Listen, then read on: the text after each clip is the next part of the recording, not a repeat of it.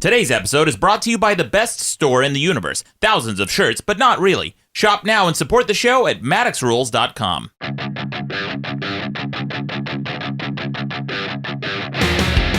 Welcome to the best debate in the universe. Every debate in the universe, from feeling frisky to drinking whiskey. With over 4 million downloads, I'm your host, Maddox. With me is the Rear Admiral of Tangents, Ron Babcock. That reminds me of something. And special guest this week, Michael Tabb. Hey everybody, how you doing? Welcome back to the show. Guys, we've got an exciting show today. We've got a debate I think that a lot of people won't see coming because this is something that it's in my wheelhouse. It's in our wheelhouse, Michael. Should you become a writer? That is that is the debate this week. And Ron, too. Yeah, I mean, you write, Ron. You write your jokes. Do you... Why do you say it like that? It just felt like my aunt was like, how are your little skits coming? I don't know why. I just realized, I'm like, yeah, Ron's a writer, too. What do I say? Yeah, I write my jokes. Yes, I do write my jokes. Occasionally, I write little scripts. So you write them down before you say them? I write them down before I say them. I have my Google Docs. Yeah, I have a Google account. I'm a writer. What? Right? Look at that. 3 writers. You have a Google? A Google account? Yeah. Yes, but I wait. I don't think I have one, but it's like Google Plus. Google Docs. No, No. Do you not use Google Docs for real? For real? Oh my gosh, you gotta get on Google Docs. You gotta get on that Google Docs. Why do I need Google Docs? First of all, we're about to do an ad right now. Just First of all, you can access your documents from any device. You know that's fine. I can do that anyway. And it's collaborative. It's fantastic. But before we get, why do I need anybody else's help? Well, I write by myself. They need your help. So, this I understand. Yeah, this is true. This is true. And okay, we'll give me one of these. There it is. So, Michael, you've been working in development for a long time. You've worked with Dustin Hoffman, Stan Lee, and who's the guy who did Armageddon? Oh, Jonathan Hensleigh, right? Is that how you pronounce it? Yeah. Yes. Yeah, he worked on Armageddon and Die Hard with a Vengeance. You've had this long storied career in Hollywood. I mean, how long have you been doing this stuff? I've been a WGA writer for well over a decade. A lot of people who get into the Writers Guild of America, they qualify once and then they never qualify again. It's really a hard. It's hard. I understand the reason for the debate. You have to qualify again and again to stay into the WGA? Absolutely. Like every year?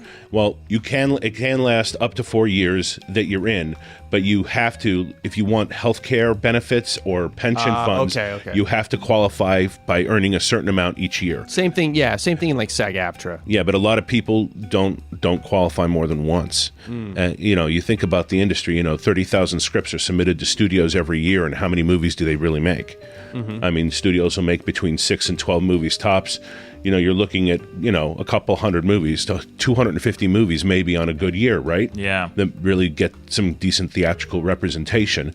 And you have 30,000 scripts coming into the studios of people who think they can make it as a screenwriter. Well, speaking of making it as a screenwriter, you've written a book. It's Pre-Writing Your Screenplay. Is that what it's called? That's exactly right. Pre-Writing Your Screenplay, a step-by-step guide to generating stories. Yeah, fantastic. So when, for people who are interested in becoming a writer, it's an invaluable resource. Well, here's the thing. I'm interested in becoming a pre-writer. So I think this book really speaks to me. Well, basically what the book is that a lot of people have written a lot of books about analyzing, okay, this is how movies work, and then this is how you write a script, this is the formatting of the script, and then this is how you might edit it. And they kind of cover all these important things that you would need to know in a general sense. But nobody breaks down exactly how you do it, why you do it, and how to my whole book takes place before you actually start writing the script. It's about how you put together so you have all the elements ready so that you never get writer's block. It's literally the formula to never have writer's block again and to always have something to write. So it literally starts with a chapter that tells you if you have no idea what you want to write next, this is how you start. You start from your heart, and I'll tell you what questions you have to ask yourself to figure out what you want to write about. And then you take that, you lead that through genre, you add characters to it to prove the point you want to make, you add characters to go against that point, others to play all different sides in the character and the journey, and then at the end there's structure, and I break down why all these different gurus of screenwriting, how they're amazing, and they all have different ways of doing structure. And I just basically lay it out to show you why they all overlap perfectly, and they're all really teaching the same structure. And if you understand that it's all the same thing, and how it works, and most importantly, why it works, why it affects people, and why we follow that method, which is all explained, then you can understand how to apply it and exactly why you might break a rule if you choose to go against the tide. For me, you always learn all the rules and all the things people would expect you to know about writing, just so that you are well-informed enough to make an informed decision on where to break it, where to alter it, so you can shock your audience and give them a little awe.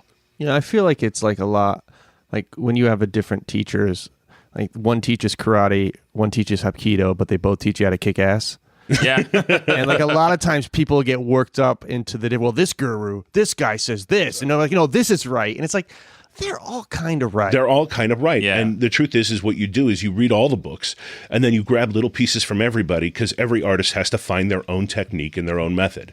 And then the end of the book, the last chapter, is if you didn't build from nothing and somebody, like a lot of the times our work that we get as writers, we are assigned a job. Right. We are given something to adapt. They want to adapt a novel or a comic book, or the producer had this idea for a story he always wanted to tell.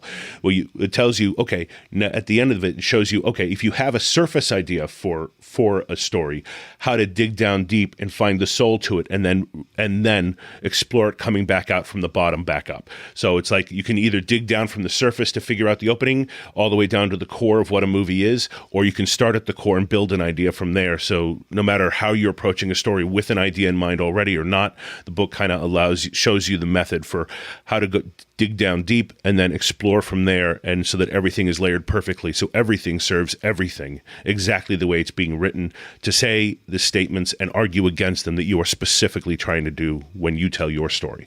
Because what good is a story if it doesn't mean anything, if it's not there?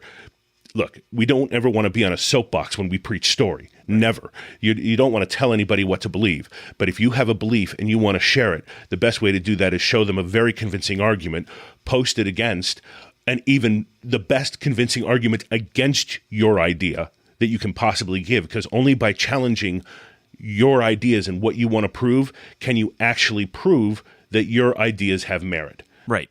Yeah, that's a very good rhetorical strategy. It's something that John Oliver does very well, and I don't know if people give him enough credit for it, because if you pay attention, people like us who are writers, and we pay attention to these things, and we notice rhetorical devices that people use. It's a technique that's very persuasive. You have to lean into the criticism of your argument. Absolutely. Address it first, and then move on to your argument, because that shows that you're not afraid of the criticism, and you've already anticipated it.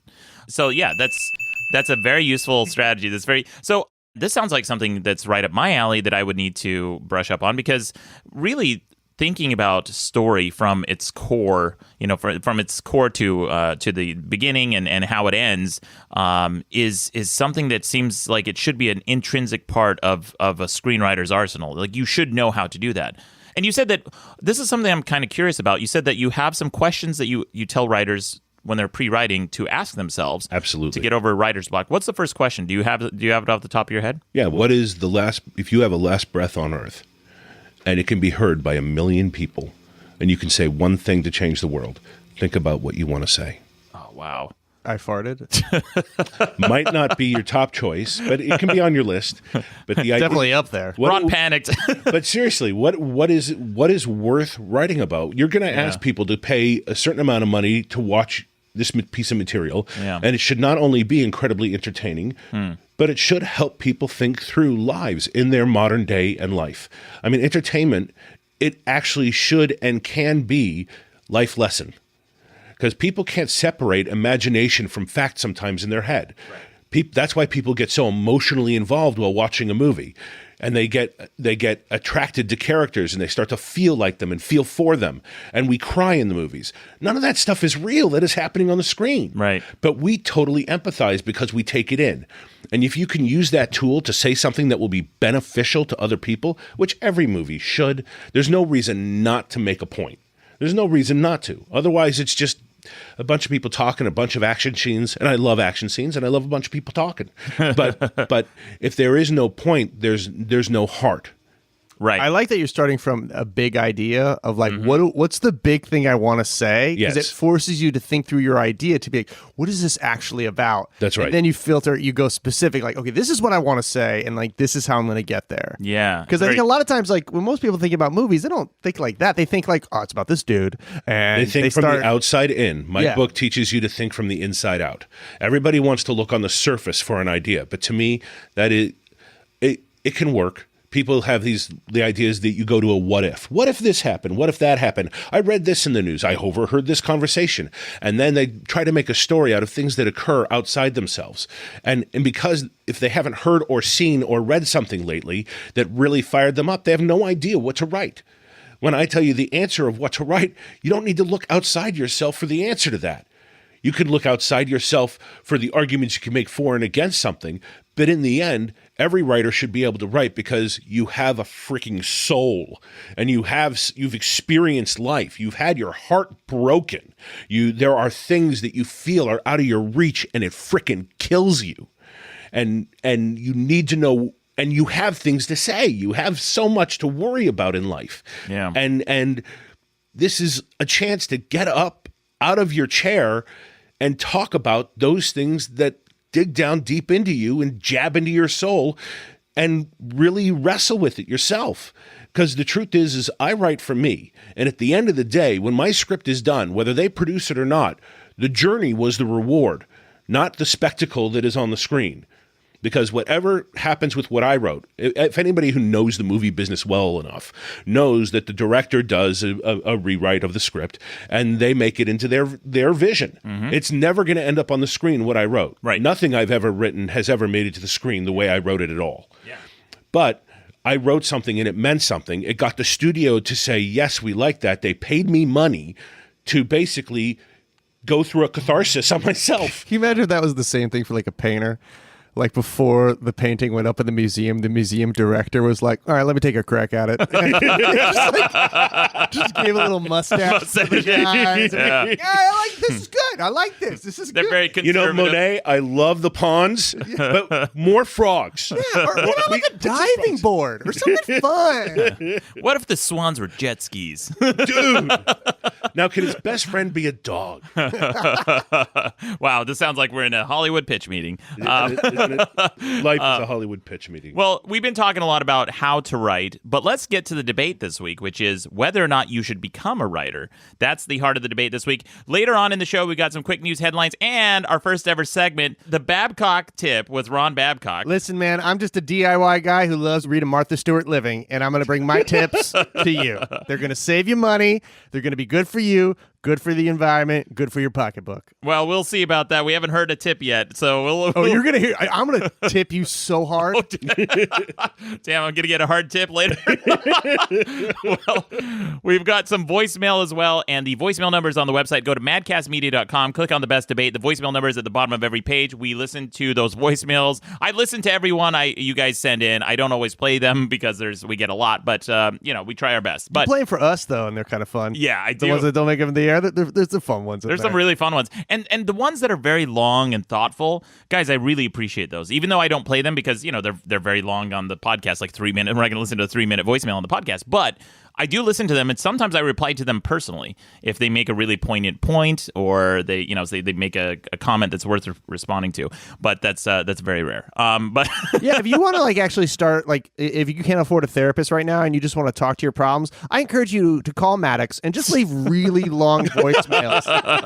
Just talking through some stuff. Hey, tell us what high school was like. Did you like it? Probably not. Tell us about it. And he will get back to you, and he'll listen to all of them. Okay. Won't you, buddy? No, that is a buzz. That is a buzz. But let's get to the debate. Here we go. Wait. All right, that's Michael's buzzer, and here's mine. And Ron. All right.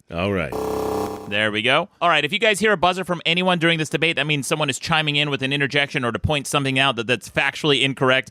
But Michael, as our guest this week, I'm going to give you first stab at the debate. Should you become a writer? Why or why not? It's a pointed-edged sword. Of course, I believe you should become a writer because I am a writer, and I spend a lot of my free time and extra time giving back to writers to help them succeed.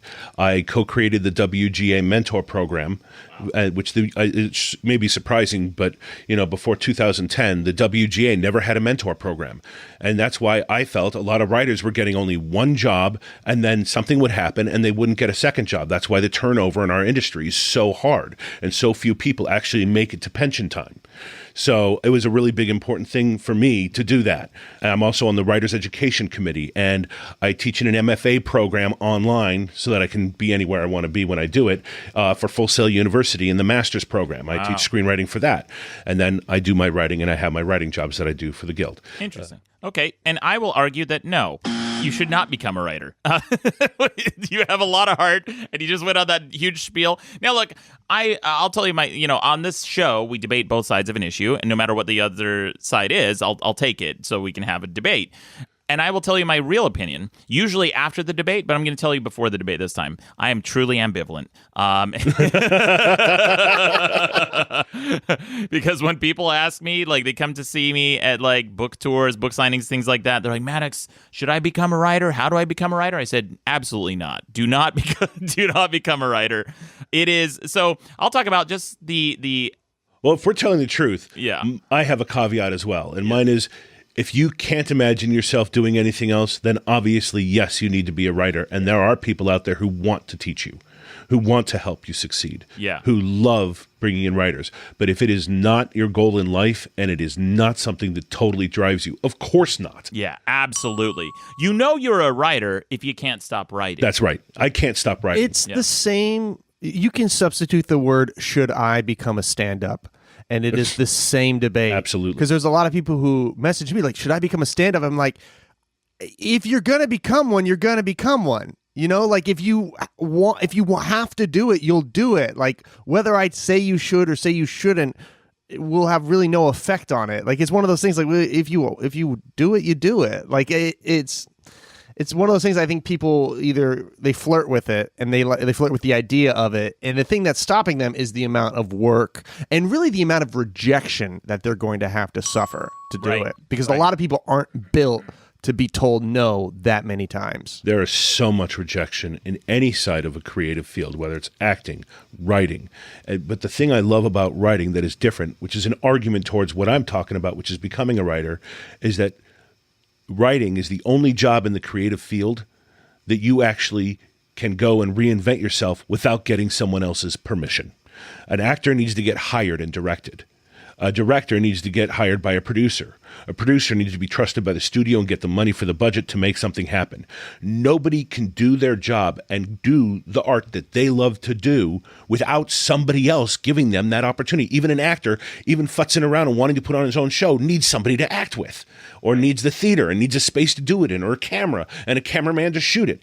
Everybody else who wants to be an artist, they have to rely on others. The writer is the only creative in show business who actually can make his own change, do what he loves to do, and not have to wait on anyone else in the entire industry in order to do it.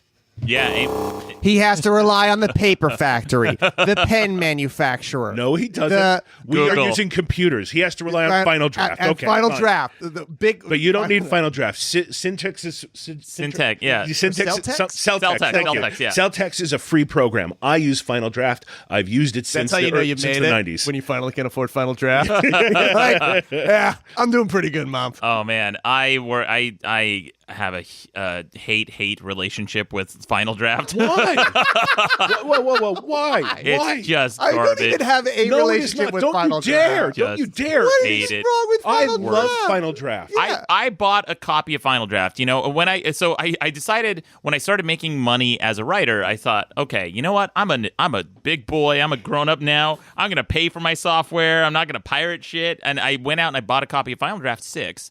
And that was like, it still came on a CD-ROM. Mm-hmm. Eventually, I lost the CD-ROM, but I paid for the license, right? Sure. I had the license key, but you licensed it, and so they had a record of that you did it. Oh, you registered. You would think. So I called them and said, "Hey, I lost my CD. Can I get this reinstated?" And they said, "No, not without the CD." And by the way, it took me about 45 minutes to get through to someone to tell me no. Oh my God. You're going to be like the old man in 40 years who just complains about the one bad customer service experience you had. And then all of a sudden you're like, I don't use Final Draft. They're terrible. It's like you got jilted by a girl once and you're like, fuck her, man. Yeah, well, I haven't even gotten to the functionality or lack thereof of Final Draft. So it is such a broken... Ooh, we can debate about this too, my friend. God. I love Final Draft. Really? The collaboration feature does not work. The revision edits do not work. Yes, they do.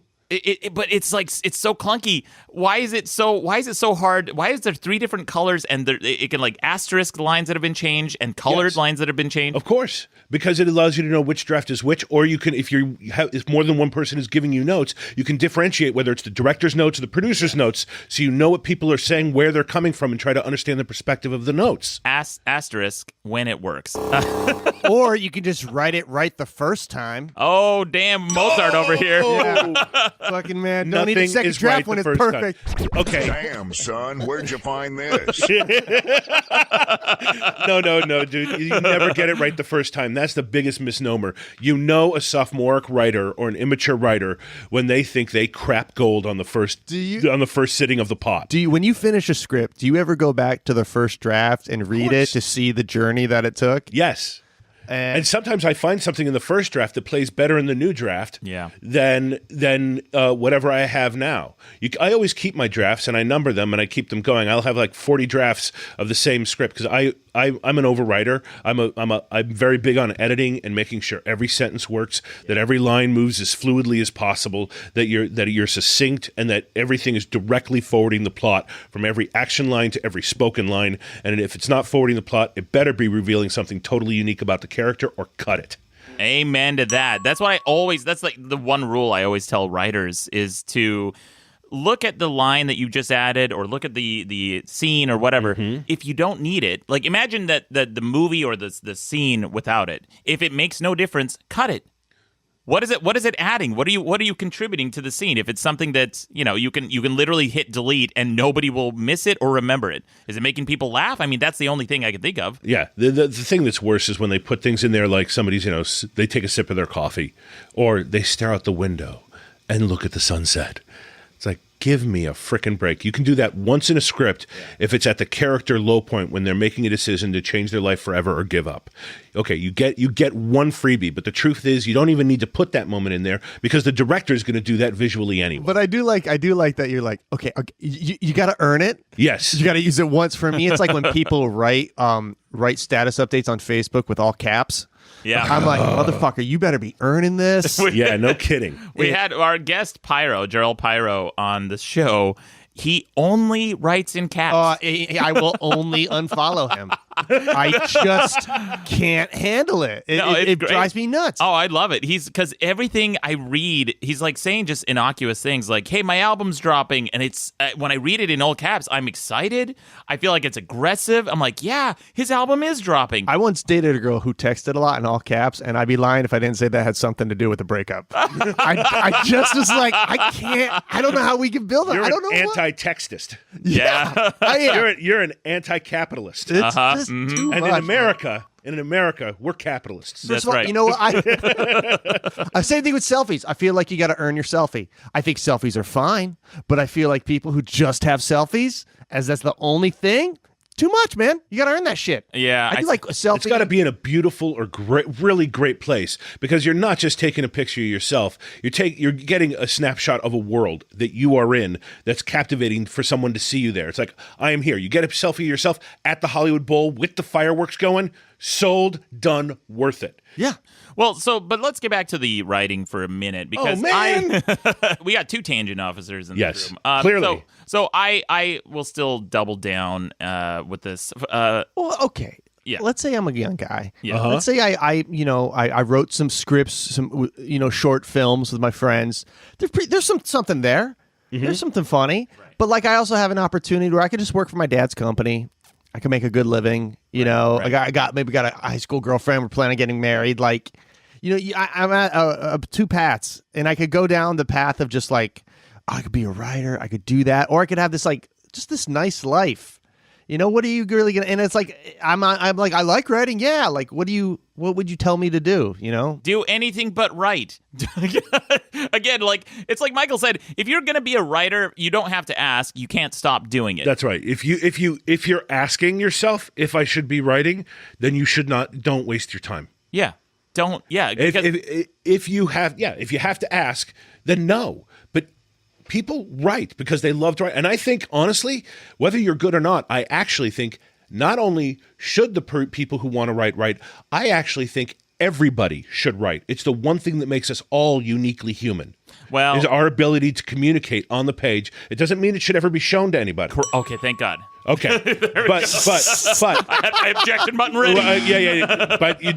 But people need to write to crystallize their thoughts. You ever write that email to somebody you never send? You're just like you want to rip them apart. Right. They said something really awful to you. Right. You write the email because it allows you to face what it is you're thinking about and put it down in tangible terms, and allows you to think about something and crystallize where it is you stand on anything. Right. Writing is one of the greatest ways to figure out who and what you are and what you mean and what it is you believe. Right. Whether you plan on ever publishing or not, writing is a gift. And it's the only gift that no other animal on this earth can do. And there's a reason for it. It's what makes us human. Go ahead, bring it out. A little tangent. President Harry Truman was very fond of writing rage letters after he felt he was wronged by someone in Congress, or one time his daughter, who was an aspiring singer, got a bad review.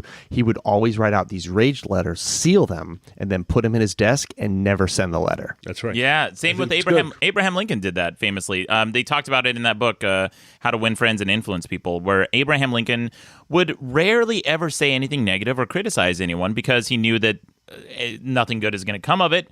But he would write the letter. Dale Carnegie. What's the that? book is by Dale Carnegie. Dale Carnegie. Everybody should buy that book. How to Win Friends and Influence Neighbors. It's really an amazing book about how to get along in the world. It's a great quote. Good reference. Absolutely, yeah. It's a great book, and even the audiobook, it's narrated. The narration is fantastic. It's very well done. It's very peaceful to listen to. It's fantastic. But yeah, so again, I'll agree. Everyone should write. Don't publish it, because that he sucks. just said everyone should write. I just won. Should write. Well, just because you write doesn't mean you're a writer. So that's correct. That is correct. Right. Okay. So and write. When I say write on this show for the rest of this episode, it's RIGHT. Well, Michael was saying something before we started podcasting I thought was really interesting. I was wondering if we could circle back to. You talked about the things that a successful writer needs. And I was wondering, like, to be successful in Hollywood, you said you need three things. Yeah. And I was wondering if you could talk about that. Two of three things. Excuse me. You need two of three things. Yes. One is luck, one is nepotism, and one is talent. So if you have only one of those things, you're not going to make it. Because you can get lucky and get a break, but if you don't have the talent to back it up, you're never going to last. You can have the nepotism and the luck, which means you have somebody to get you in and the luck to get it done. Or you have the talent and the nepotism, so you get in and you stay in. But if you have just one of those three things, you have the nepotism, you won't be able to make it. So what two things do you have? Well, since I have no nepotism, I have nobody in my family in the industry. No nepotism. Interesting. Okay. So I would say it has to be luck, and I would have to admit, Talent, begrudgingly, talent. No, I mean I'm a big I was fan. really hoping you would just say nepotism and luck. I wish I were funnier, but I don't write comedy. Well, it's been an uphill battle for you. I can tell because you used Final Draft, but Hey, I love Final Draft. I know. There's a deal with the such WGA, a right? gift. You type one letter and it puts the whole name on there. You hit return and it goes exactly to where it's supposed to go, so you don't have to format it and do things and make all the margins. Everything is set for you. It remembers every character and every location, so you don't have to go looking for what your wording was before. When people get a script, it's so convenient. Is it still the case where I know when I was like writing scripts with my friends, like I mean, I'm a pretty accomplished failed TV pilot writer. And Congratulations. Thank you. But I remember we would have all these long discussions about formatting because we didn't want someone to get the format and read it and realize these guys don't know what they're doing. This is the wrong form. Yes. Is that still a thing? Or does everybody, because I feel like every other script I read, it was like a different kind of, everyone had their own way of doing it. Well, Final Draft has format templates for all different forms. Yeah. So they have, feature film. I always use Cole Haig because it's the classic. I don't use transitions anymore. I think they're a waste. Cut twos and that sort of thing? Yeah. Everything cuts to everything. Why do you need to put cut to in your script? It's a cut to. Every shot cuts to something else. You don't need to tell them cut to. It's going to cut to. Now, the only time I'll use something, for example, is if I'm trying to create a cinematic experience and I feel it really is poignant. Like a match cut. You may mention a match cut because you're cutting to the young version of somebody's face and their eyes, and you're match cutting to their eyes 20 years later to really convey to the audience that, okay, this is this person grown up. And that's part of storytelling, and that's part of making sure that the visual in the audience, that the audience is getting the change that happened there. And it's about conveying story. Or a dissolve, which will give you a passage of time. Right. That says time has passed. Right. But I'll only use that maybe, twice, sparing, 3 times. yeah. Very sparingly. I mean, they're essentially director notes anyway. They the are. director's going to do what he's going to do. They're going to cut what they're going to cut. So here's what I want to say about writing and why you shouldn't be a writer. It is sometimes the most painful, and it requires the will of steel to become a writer, because there is no criticism in this world louder than my own. Step into my fucking head for a few minutes. Oh yeah. I'm good, man. Yeah. The second loudest critic in my life is my mom. So behind those two, first me. I mean, the things that people have criticized about my writing pale in comparison to the way I've criticized my writing. I mean, just the self-loathing, and just you look at it and you're like, well, this is shit. Why would anyone read this? And it still happens. I've been writing for over 21 years, and every time I write anything, I still look at it and I'm like, well, this is garbage, but I got to plow through it and just believe. Isn't there a sense of accomplishment that you have after having written 3 books now, right? Yes. And you've worked on TV shows and you've done a ton of stuff. Isn't there a sense of accomplishment? Even though you might not be necessarily the most proud of it, or you feel like there could be moments of it where it could be improved, don't you look in and you're like, I fucking did that, man. I brought this into the world. Oh, yeah, absolutely. But I'm saying that the process is, most people are not cut out for. It's excruciating. It's excruciating, and it is thankless, and it's a tireless job. Sometimes you could write for, hours and hours and hours and not get anything on the page. You're writing, but you're just racking your brain, writing the same sentence over and over again, or the same paragraph. Can't we say this for almost anything? Maybe any creative pursuit, essentially. If you want to be a musician, if you want to be a stand-up filmmaker, whatever, there is a massive process where you're going to experience a lot of self-loathing and rejection, because it goes back to my theory that most things are terrible. Yeah, that's And the reason true. why you have self-loathing and the reason why you are rejected is because most things you make are terrible. And I don't say that as a bad thing. I say that as a thing that you got to push through your crap to get to 90% of every joke I'm going to make is going to be garbage, but 10%, man, it's going to be tight. Well, we got to push through your shit. Yeah, but to you get have to that time. 10%. The thing is, on a stand-up, you have time to kill, and you don't have to hit every beat. When I write something that I don't feel is my best, I never show it to anybody. Right. Yeah, that's what I wish people would do more, is have the. I just say it's not ready yet. Yeah. It's not that it's not going to be good, and it's not that I don't know what it is. It's that it needs a little more time in the oven. It's just not finished cooking. Well, if people had the discipline to not post every brain fart they had on Facebook, I agree. And Twitter. I used to, I have fundamentally changed as a person from who I was 20 years ago. I used to think I was bright-eyed and optimistic when I first started writing and came to Hollywood. I was like, everybody should write. Everybody should express themselves. And now in the era of Facebook, where I see everyone's hackneyed opinions, trite observations, shitty prose, just the most mundane observations, and this is what we are elevating to the level of journalism, because you see your aunt's unqualified opinion right next to a New York Times article. So Facebook weighs those equally. Why would you get opinions about very, very nuanced political issue from somebody who hasn't necessarily done the research or legwork to find out what all the pieces are that go into it, versus a journalist who's actually done their. Okay, what do you got, Michael? You're basically saying, I think your argument isn't that people shouldn't be writers. Your argument is that people shouldn't be bad writers. Yeah. Okay. You know what though? I mean, how do you get good at writing if you don't crank through your bad writing? You learn. You have to learn. You read everything about writing you can. And I think I've gotten to a place, and I feel really blessed about it, that I feel like I've learned enough tricks and enough tools that when I write, I now can make any and every script I write pretty good. Mm-hmm. And I feel really proud of it. It doesn't happen overnight. When I get a writing job from a studio, they will say, I don't know if you guys know this, but there's the minimum basic agreement the Writers Guild says they can ask you to write a whole feature in 4 weeks, which is a lot of work in 4 weeks. That's a lot, yeah. Yeah. And my response to the producer is, we could do that, or you can give me 12 weeks, which is, closer to 3 months' time, and or a month and a half or whatever. And if you give me that time, I'm working 3 times as long for you, or 16 weeks, or 4 times as long. And you're paying me the same price, only when you're going to get it, you're actually going to have something where I will have had the time to make every bit of it as good as it can be, so that you're not kicking things out of the script because they're just not there yet. Because there's a maturation process in writing draft after draft and getting it to where it needs to be. I have a note process I go through. I always take a script and I give it to 3 people first who are not writers and get their feedback, because they'll catch the big problems, the things that a movie theater audience would go, I wish there was there. Do they like doing that? Or yes. Do you like send them like Starbucks movies. gift cards? We're like, hey man, thanks for always reading my shit. No. They actually enjoy it. And then the next round I give it to 3 writers, because then you have more complicated notes and they'll catch the more complicated things the average Joe reader won't catch. And then I will give it to my reps.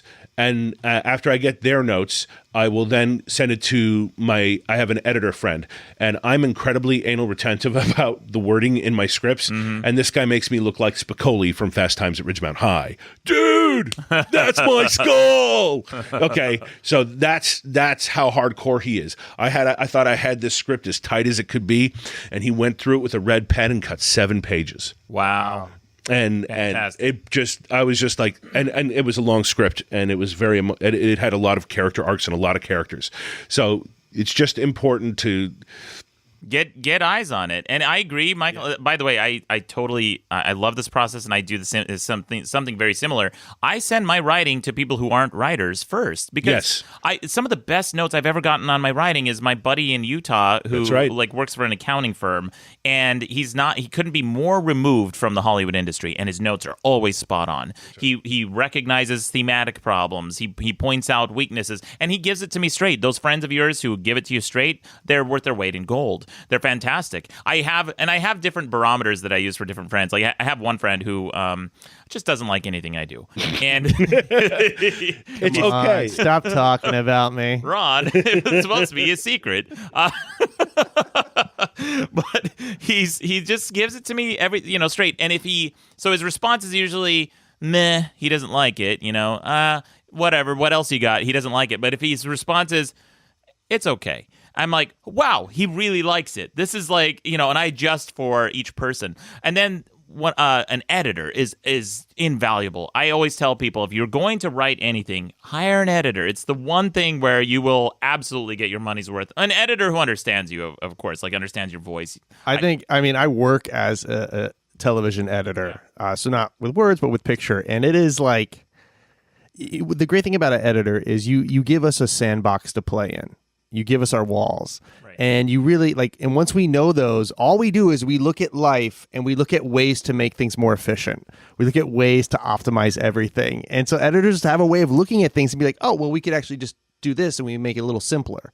And they're just really good at that. Yeah. So if you have someone doing that for your script, it's like that thing your friend did. He took out 7 pages out of your script. He just optimized it just a little bit. And it's like, It's just those incremental additions that improve life. And what people don't realize is that you don't have to take the notes.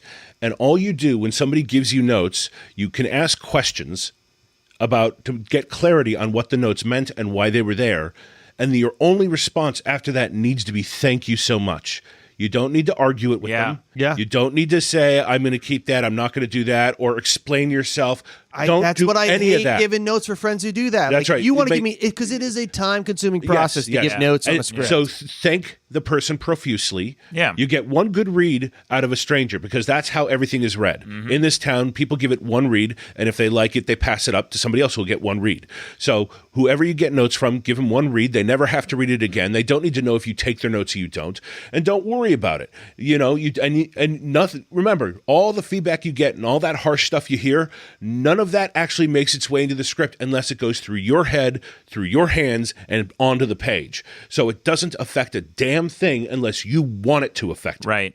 Another note on that point on why people shouldn't be writers is because too many people have huge egos and they can't get over themselves. So if they get notes or if they get their first rejection, they're going to be crushed and crumpled. That doesn't mean it's a reason not to be a writer. That's a reason to be a director.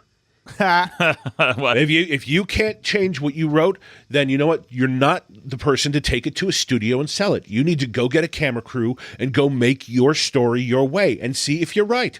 Yes, I guess. And then you may learn your lesson, or you may actually have something. Yeah, I'm very reluctant to, if people are very stubborn with seeing their vision through, I like to at least give them the benefit of doubt and say, okay, well, what evidence is there? Why? What body of work do you have? What have you accomplished that I should look at and say, okay, he's at least had a track record.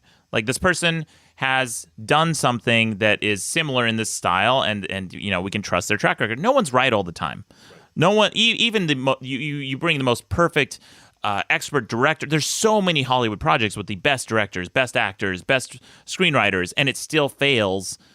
And then he cooks in the kitchen, Yeah. or there's just something faulty about the whole process. But if somebody's so stubborn, at least I like to see that they have some track record. But so many writers, without even a track record, become stubborn, dig their heels in. I've given notes to friends who've written novels that they've been trying to sell for like 10 years. I'm like, change this, change that, and they argue with me. Well, then the truth is they need to find a different medium. There are collaborative mediums, and then there are proprietary mediums. And a playwright doesn't have to change. Nobody changes the playwright's words without a playwright's approval. Right. With a film, it's the director's vision. Your stuff is going to get changed, and if you can't accept that, do not write movies unless you're just going to direct it yourself and do it on no budget. And I want to get into a couple points real quickly about why writing is the way to go, especially now more than ever. Specifically in the time and place in the universe we are at. If you write something and you don't want to go through all the trouble of going through publishing, and I'm going beyond entertainment writing, I'm going to novel writing or article writing. You can set up your own blog. You don't need somebody's approval. You can self-publish your own book. But then I got to call myself a blogger. Well, then don't blog. Then write the book. Okay, and write the book and self-publish it, and you can do it that. I just wrote this book on screenwriting, and I was being urged to self-publish because then I get a bigger cut of everything. But Yeah. I was lucky. The #1 publisher of textbooks in the country loved my book, and they wanted more of it, and they paid for an editor to come in to do all that hard stuff. And I'm really proud of it, and they did it. But I could have just published my own book if I wanted to get it out there. And then look at television. People don't realize in 2008, 10 years ago, just 10 years ago, there were under 150 scripted Emmy-nominatable TV shows. It's Emmy season. We can talk about this. Sure. We're now at where there are 500. Wow. 500. It has Damn. grown. There is more room. The multiplication due to the birth of streaming and online and device shows and everything. And they're all paying rooms of writers. Yeah. The amount of, they can't hire only the people who have done it before anymore. They need to keep bringing in new blood because the proliferation is so large. If you want to make it in this industry, now is the time. Amen to that. See, I would say I'm leaning more. I was a bit ambivalent, but that last little bit, a lot of passion. And I'm leaning more towards Michael's view of this, where I think I look at life as this, like not everyone is going to succeed at what they want to do. But Absolutely. you have to ask yourself, what would you rather? What kind of regret can you live with at the end of your life? The regret that, hey, you just weren't cut out for it, or the regret of, well, I don't know because I never tried. Right. Yeah. And that's like a personal question. Like, I'm a stand-up. I'm not going to become probably a famous stand-up comedian, but I'm damn proud of myself for trying, and I've had a fun time doing it. Yeah. You know? You're a fantastic stand-up comedian. But like, I know nothing but You should see him sit comedians.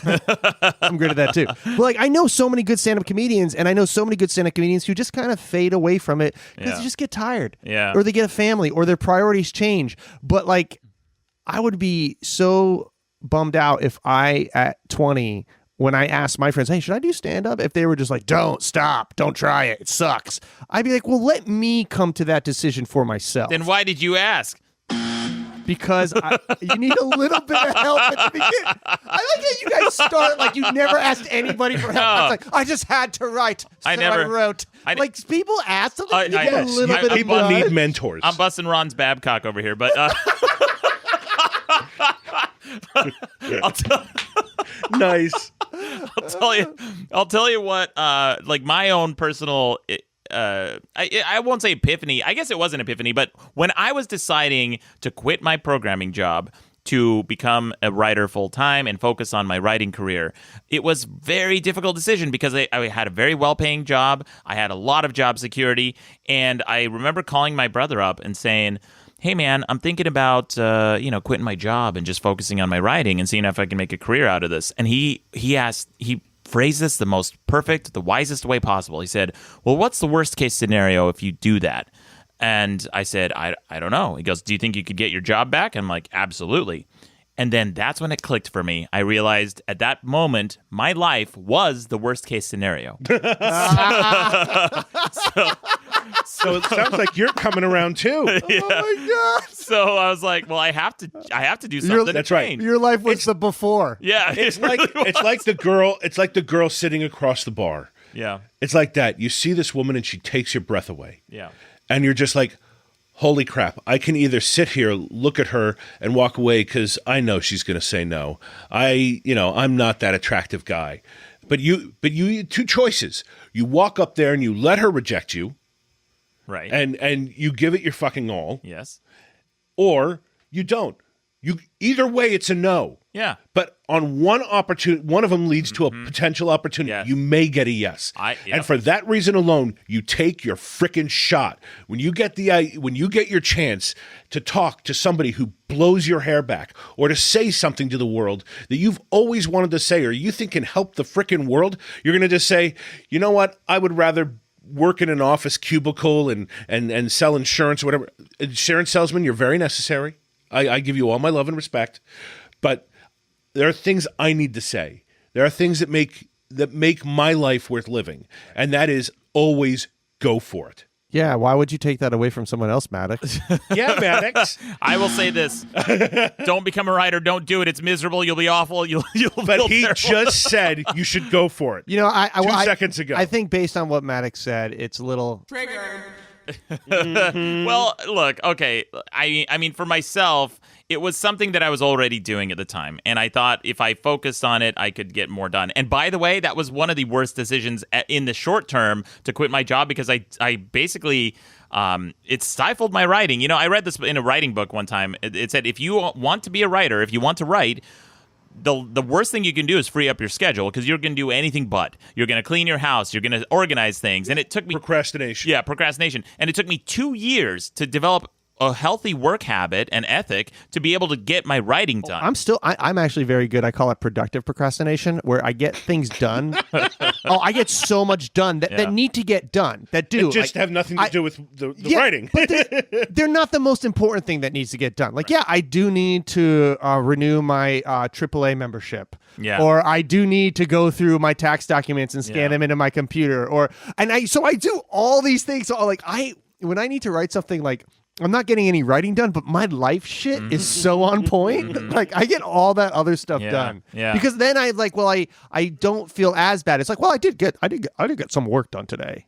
Yeah, as long as you get something done, it still feels good, but it's not writing. But it's not the yeah. thing that's going to be Yeah. important for my life. It's the agony. I still struggle with You know that. what they say and to your point is, if you want to see something get done, ask a busy person. Yeah. Because they have to make the time where they can fit it in, and they will just get it done. Yes. So that's the argument for keep the job until you have the career. Yeah, you Right, don't right, need right. to, like, people will talk about, like, should I become a writer? It's like, you don't need to just all of a sudden You don't need to quit quit everything else. You could still do writing, just Right. something else has got to give. You just got to find a way to make You time. just got to and make leave that your time family, count. stop being a father, focus on your writing. Lock yourself in a room, invest in body odor protection because you'll stop showering. Yeah. I'll just ask you this. If you want to be a writer, do you like being alone? Do you like being alone with your own thoughts? Well, if the answer to those questions are yes, Congratulations. you found a career. Yeah. There you go. We got some super chats. We got one from Pavich Bavin says, doesn't Maddox have an I'm a writer button? I do not, but I'll look into that. Stan Morris for 199 says, just the tip with Ron Babcock. That's is that maybe that should be the segment. Or we got Babcock tips. That's awesome. Yeah, the Babcock tip coming up. And then we've got another one from Pavich Bavin for $5. Says, number one reason not to become a writer, there are easier ways to make more money. What do you say to that, Michael? Because I think that's what Ron was about saying. making money, though? I mean, if you have a yeah, family, if it's about money, don't do it. Yeah, don't do it. No, It's no, about no, money, no. yeah. Get into finance and go into banking. Go where literally go into the business of money. Go where they make the money. Go where it's not rocket science. If you want to be famous, make a reality show. You don't have to be that creative. You just have to be outrageous. If you want to make money, there are any other business is better for that. Writing is hard, and you can't control who's going to read you, when it's going to happen, and you're just waiting for people to discover you. If you really want to make money, get into stand-up. You can make literally thousands, if not hundreds of dollars a year. Yeah, those 20s you get when you show up to yeah. a comedy club. If they don't comp you your drinks, Sometimes they'll give you 320s. It's crazy. you get $60. Sometimes. Damn, Yeah. Things are going pretty good for the old Babcock. nice. I didn't know you were making that stand-up cheddar. Nice. All right, guys. Well, we should wrap up this debate. Any final words, Michael? Why should people become writers? If you have to ask, you don't. It's not your thing. But if you need to write, and I think everybody should write, just write. Just do it. And look, if you don't know the trade and you don't know what you're doing and you don't read the books, don't expect your stuff to sell. Don't be precious about your words. Don't think that when you write something the first time, it's going to be great. Writing is rewriting. And so you have to just really give it your all. If you don't give it your all and you don't study it and you don't learn what works and what doesn't and read all the masters and really put in all that time, then you don't want it bad enough. And you're not going to make it as a writer. Amen to that. And I will say this as my final argument is don't become a writer. You'll be miserable. It's horrible. I love it. I wouldn't do anything else with my life. Don't do it, guys. I'm trying to save you. In the chat room, Pavich Bavin says, Maddox is fucking crazy. Didn't he change the host file of Facebook to be more productive? That's true. So on your computer, there's it's really deep in your your operating system files, but there's a file called hosts, and in it you can block certain websites. So in order to force myself to be productive, I will block Facebook, Twitter, Reddit, any website, even Google News for a while, because I became addicted to just checking the news every What about few minutes. Pornhub? Yeah, Like RedTube? You could block that. But did you block that? No, I never check it. So you weren't dedicated. Yeah, no, I decided a long time ago I'm never going to go to any of those sites because I don't trust them. I think there's malware and a bunch of garbage on them. So I just have to draw my own porn.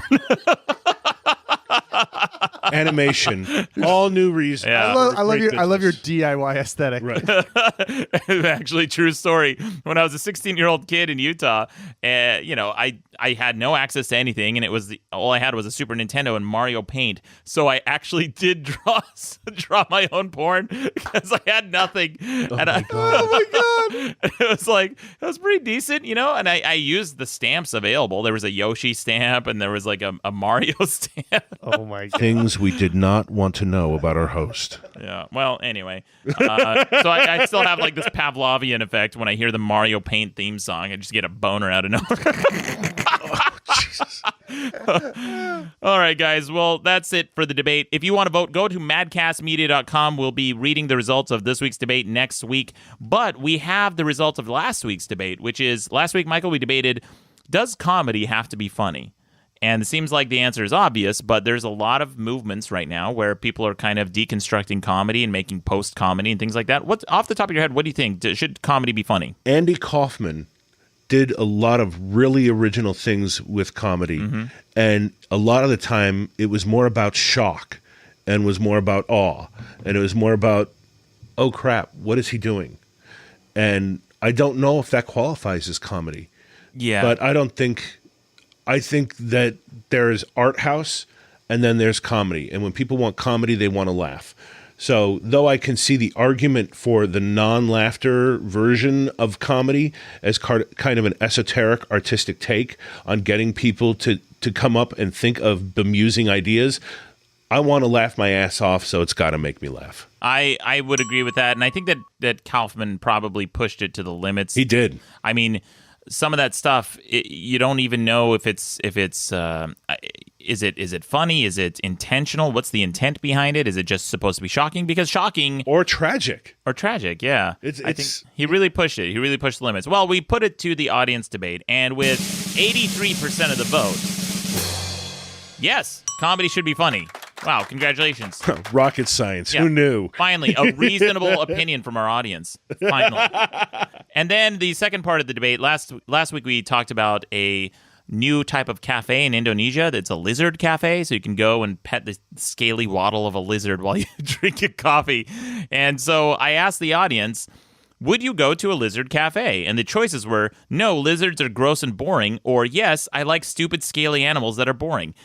And with 53% of the vote, yes, I like stupid scaly animals that are boring. You guys are fucking idiots. I mean, I would go just for the hell of it. Why not go? I want to have that story so I can say, hey, I went to the stupidest cafe ever. That is a worthy selfie. And I earned it. I flew all the way there. To Indonesia. Okay, all right. You know what? You talked me into it. I'll go to a cafe. Hey, that's what the bros are doing right after this podcast. We're having a bro day out to go to a lizard cafe. Jesus. Here, stroke my... You're going to stop right there. You can iguana. Stop right there. You leave your iguana. Okay. Now it's time for the Babcock tip. Ron, what do you got for us? The first ever. Okay, first ever Babcock tip. Listen, just coming at you from a place of I'm a guy who likes tips, and I'm a guy who likes saving money. So I want you to go to your washer dryer. All right? Okay. I want you to take your dryer sheets. I want you to pick those up. Wait. Are those the fabric softener sheets? Yeah, the fabric softener sheets. Or your fabric softener. Okay. I want you to take those. I want you to chuck that right in the garbage, okay? What? You're never going to buy those again. Those are a waste of money. All right? And Really? You know what else? It's the shit in the dryer sheets that you're putting on your clothes. They say, yeah, it's fine. Guess what? It's not fine. There's a lot of weird shit that they put in there. It's not okay to put that on your clothes and then on you. So what do? They make your clothes smell nice. Yeah, make my clothes smell nice so I can like mask the flavor of Maddox. Yeah. Here's what you're going to get instead of those. All right. Now, dryer sheets cost, I don't know, maybe like $4 or $5, or like $2 for like a 36 count. Yeah. You're up to $10 for the 350 count. Yeah. So instead of spending $10 on that thing that you're going to have to buy for the rest of your life, I want you to get a set of wool dryer balls. Wool dryer balls. Yeah, they're about a little bit bigger than a tennis ball. Okay. They're wool. They come 3 to a pack. You get them on Amazon for $8. You put those in your dryer. Those replace your dryer sheets. Now, what they do is, in addition to taking out the static cling that dryer sheets do, that's like the number one thing they do. They take out the static cling.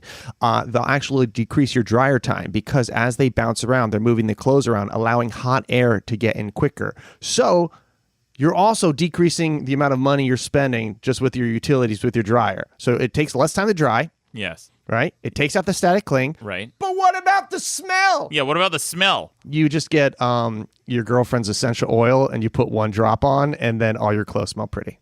You put the drop on the wool ball? On the wool dryer ball. And that shit also never... I've had mine for like 5 years, and they're fine.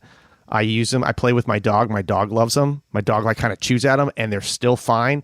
They last forever. They cost less than $10. So wait, it's an you put eco dog alternative. saliva on the balls and then put them in your... I'm just checking. She's got a tiny mouth.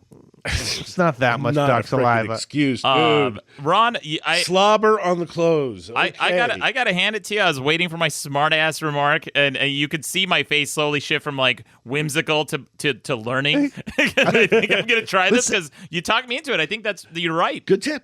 Good tip. It's the Babcock tip. Thank you. Good tip. Good tip.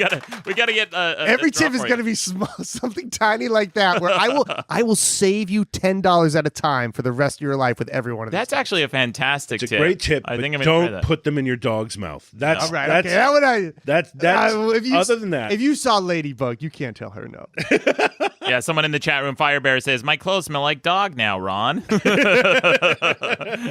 Hooked on Montana says, essential oils cost like $1 million. No, they fucking don't. No, Where are you they- buying your essential oils? The ones that you put into food that are food safe, absolutely. They cost like $30 a bottle. The ones that you use for like aromatherapy, this shit is so cheap on Amazon. You get like a lavender scent one for like $5, and you buy one bottle of lavender oil. It's like the same thing as buying a jar of cinnamon. It's gonna last you the next 10 years. It's going to last you 10 years. It's going to last me a month. I go through cinnamon like nothing. oh, What do you do with I cinnamon? eat so much cinnamon. Wait, it's really good for you, actually. That's what everyone says. Dude, it's I put cinnamon in my coffee and like Yeah. on my yogurt in the morning because it's full of a shit ton of magnesium. So if you actually suffer from migraines, like cinnamon is actually a really great thing to help magnesium to help decrease the effects of migraines. Well, for a while, so my favorite coffee shop, if you ever come to Los Angeles, and I think they have them in New York now too, is Pete's Coffee Shop. It's just Pete's best. favorite? Yeah, Pete's my favorite, yeah. I mean, pizza's good, yeah. It's good. I like it better than every artisanal coffee shop. I'm a Groundworks guy. Which one? Groundworks? Groundworks. Iced coffee is best iced They're coffee I've decent. ever had. Well, so pizza's the best. It's like the same fucking thing. I If I know. gave you Groundworks, you give me Pete's, we'd be like, know. oh, this is great. I think they both served like Stumptown anyway. So, but like I go to Pete's and I put so much cinnamon in my coffee that people stop and do a double take. They're like, "What are you doing?" And I say, "I just really like cinnamon." They're like, "Well, it's good for you." And I ask them why, and no one can ever give me an answer. Ron, you gave me an it's answer. magnesium. Yeah, but usually in stores they're like, "Well, I think it's good for your heart or something." And then and I realize what it's really good for is your social health. Because everybody stops and talks to you. Who's that guy putting all the cinnamon in his You know what I put in my coffee? Or I used to, not so much anymore. I used to put a lot of honey in as a sweetener, and that was good. And I thought it was good for me too until I learned that the heat from the coffee kills the health properties of the honey. Yeah, I learned so that too. I was like, but it does make it taste really good. It tastes good. I think it diminishes, not entirely kills, but yeah, I read that a while ago because I got that really expensive. What's that honey? The from New Zealand or something. What's it called? You know, the Manuka honey. Oh,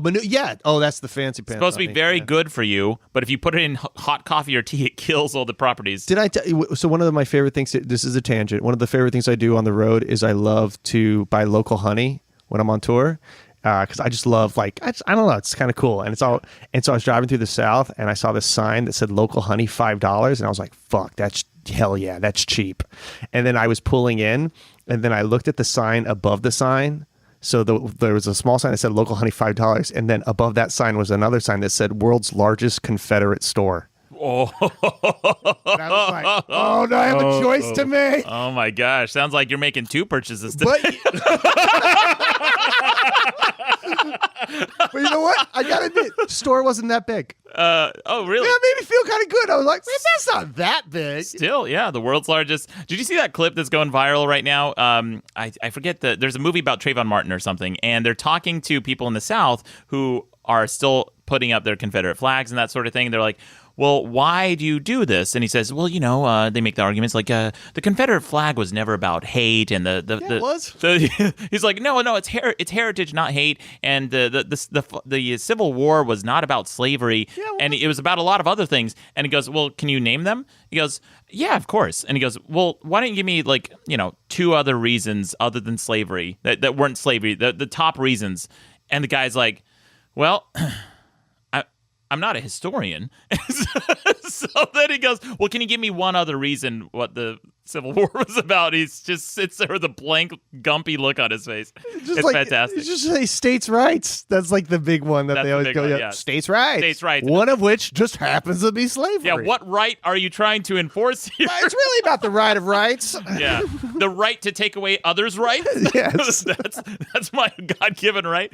All right, well, we should get to some voicemail. I got a ton of voicemail this week. We got some really good ones. So last week, Michael, we talked about the world's fastest roller coaster, actually a couple weeks ago, and it went like 120 miles per hour. Pretty fast, right? That sounds pretty fast. Yeah. This guy calls in. He's like, it's not that fast. You guys have only gone 120 miles an hour. I've gone so much. Anyway, here's a caller who called in to talk about, because we called him out. Oh, yeah, I remember that guy. Yeah, well, he called in to talk about how fast he's gone, because we were like, probably not that much faster than 120. Here he is. Hey, Maddox. Every time I call in, motherfuckers seem to play the huge bag of the week again every single fucking time. Yeah, I'm calling about Ron wanting me to let him know how fast I went. See, I have a motorcycle, and it was 196. And I wish I could go faster than that, but my bike won't let me. So that is fun. Yeah. It's 196 on a motorbike? 196 on a motorcycle, and Mr. Tough Guy here is like, yeah, I wish I could go faster, but my wife won't let me. Wait, is that... wait, was he on the bike then? Because that audio, that call quality is so terrible weird. Call. I almost didn't play it, but I really wanted to because... He's, again, douchebag of the week. He's like a 5-time winner. So anyway, Michael, I know you have someplace to be right after this, so we have to wrap you a little bit early before we get to the news and the rest of the voicemail, unfortunately. Where can people find you? I'm at www.michaeltabb, MichaelTabb.WGA.com.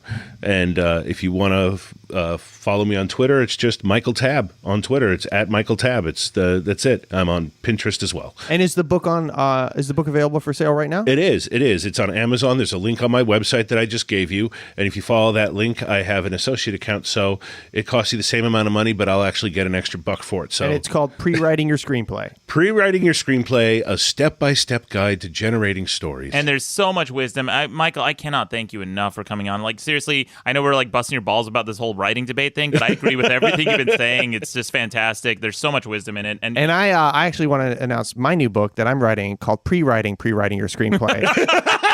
And I think you guys are really going to like it. Yeah, well, that sounds make pretty sure to good. buy mine before you buy Michael's, just so you do it in the right order. Yeah, well, I'm not an idiot, of course. Just make sure you give it some forethought. Yes. Yeah, Mike's. Yeah, the subtitle for your book is Forethought. Oh, Michael, again, it's MichaelTabb.WGA.com. Yes. Okay, and that's TABB, 2 B's. Don't forget the second B. Thank you again. We'll link to your Twitter, plug your book as well. Please check it out, guys. There's so much wisdom in it. Michael, thank you so much for joining us. Thank you guys so much for having me. This was a freaking blast. Absolutely. I have another voicemail. So this is a mechanic calling in with a correction because I said going from 0 to 75 miles per hour in 4 seconds is pretty fucking fast. And I said it's probably faster than most race cars. Well, we got a race car mechanic calling. Shit, Jesus Christ. Listen to this. Maddox, I was listening to the podcast from 2 weeks ago. I forgot what it was about. But you said something at the tail end of the show where you talked about that roller coaster, the new fastest roller coaster in the world, or fastest launch roller coaster. It just made my head explode with the pure cancer that I got from it. Which was, you said, 0 to 78 miles an hour in 2 seconds is faster than any race car. And that is 110% incorrect. I work on race cars for a living. I know all about them. I can tell you, a top-fueled drag car goes from 0 to 300 miles an hour in 4 seconds. So, anyway, I could not comment on it. Fuck whales. Wait, so How quick did I had to speed that up a little bit. He went on for like a minute explaining why race cars go faster and how much faster they go and how many horsepower. I'm like, no one gives a shit. Buddy. Yeah, it doesn't go fast is the explanation of how race cars go. Damn, son, where'd you find this? What is that? Yeah, I don't know. It's a new drop. So, Ron, you were busting my balls a couple of weeks ago when I said that you were like, oh, that talented Fortnite guy you like to watch? Yeah, that dude. Yeah, well, that guy. Yeah, we got a voicemail about that. Listen to this. Okay. Hey, Ron, I was just letting you know that talented Fortnite guy that Maddox was having you watch was actually Maddox. Boom!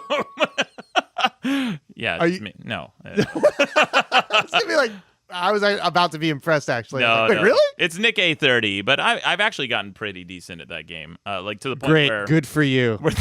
Where does that go on your resume? We'll see. Maybe I'll be MLG, Ron. Maybe I'll be MLG. It's not that fucking gaming thing. Yeah, maybe. They do make millions of dollars. They do, yeah. We got another voicemail. This is a caller call out about the caller who called in about Minnesota.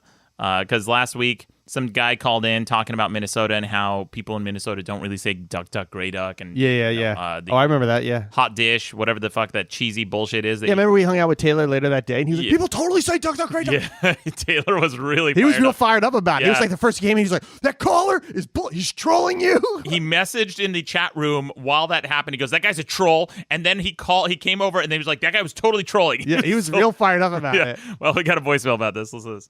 Hey, this is Mike from Minnesota again. I have a caller call out for the other guy from Minnesota from the Comedy Has to Be Funny episode. Caller call out. You've never had hot dish and you don't know anybody who says duck, duck, gray duck? I question whether you're from Minnesota. Wow. Later. I think we need a couple more people. If they live in Minnesota and you listen to the show, call in and let us know, have you had hot dish? And do you say duck, duck, gray duck? And do you know Taylor personally? We will. I think the answer will be yes to all of those. Oh, and also, is that whole bag thing a real thing? Because I still don't buy it. Yeah. Oh, man. I got another voicemail about that. I don't think I brought that in, but some guy was like, yeah, that's not. But if you're from Minnesota, please call in. I honestly want to know hot dish, duck, duck, gray duck, bag. You know what? The bag thing, just if you're a person, right, and you are going around in society and you always hear people saying this one word differently than the way you're saying it, wouldn't you be like, maybe I'm saying it wrong? Or like just watching TV and radio, the word bag gets said and it's never big. Yeah. So I just don't buy that that's a thing. Because my brother lives in Minneapolis. I go visit him frequently. Not like I'm up there all the time, but I've been up there long enough where if somebody said big, I go, excuse me? I beg your pardon? Yeah. Like I've done grocery shopping there and no one's ever said, hey, sir, do you want a bag? No, I want a bag. Yeah, I would like a bag and I would not like to beg. Yeah. So we got another voicemail. So I guess in the Paul Flart episode, we got a... I told people a story. I don't even remember how this came up, but I was talking about what makes me fart. And, I drank milk and ate some pepperoncinis or something. I remember that. Yeah, and it caused, like, the milk to curdle. We got a voicemail about this. No, now I remember that. I know this is late. I just catched up on the podcast, but listening to you describe milk curdling inside your stomach is the grossest thing I've heard in a long time, and nothing grosses me out. I mean, like, does Maddox cheese come out? Ugh. But yeah, that's the grossest thing I heard since my classmate, they found teeth and hair in her stomach, and they figured out that she ate her twin. Like, she absorbed her twin in utero, and yeah, that's the grossest thing I've ever heard since that.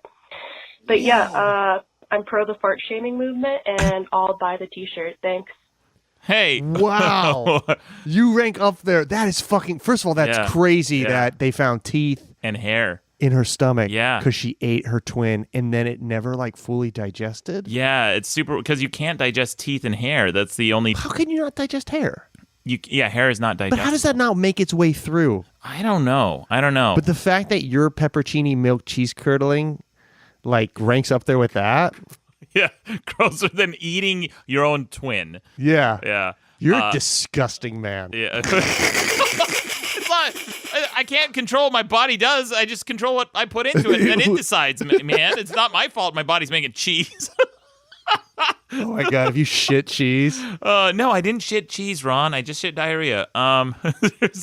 Here's one last voicemail. So the most British caller in the universe called in again. Oh yeah. Yeah, this guy. Listen to this voicemail. This is great. Oh, I wish Michael was here for this one, but we'll still talk about it. Listen to this. Good morning, gentlemen. Morning, Rob. Morning, Maddox. Rob? Yeah, not Rob. Sorry, Ron. Daisy. Bollocks, I did it again. This is the British caller from last week. I just have a quick question for the both of you. It's not related to the show, which is brilliant, by the way. I have a quick question for the both of you. What is your favourite film of all time? Ron, favourite film of all time. Maddox, favourite film of all time. And the guest. I'll also ask the guest as well. My favourite film of all time is Die Hard. I think it's superb. Anyway, love the show. Yep. Yeah. All right. Bye-bye. Bye-bye. What a great caller. I love the most British caller. First of all, Die Hard's a great choice. Great choice. Which I saw very late in my life. I just saw it like 2 years ago for the What? first time. Yeah. Really? Yeah. Oh my gosh. So that surprises me so much. Yeah, this is something that drives people crazy about me, which is I see movies out of order. So I've seen Shrek 3 and I saw Alien, the Covenant, whatever, and I liked it. I can see why people would drive crazy. I mean, I don't necessarily agree with it, but I can see why people would. Yeah. Because it shows a basic disrespect. It's like reading the last page of a book. You know what I mean? It's just like they went through all this work. They have this history, and then you're like, yeah, fuck it. I'll tell you. I'll watch the last Harry Potter first. I'll tell you. It's like, well, fuck you, man. But that's a serial. Like, I'll tell you why my method is better than watching them in order.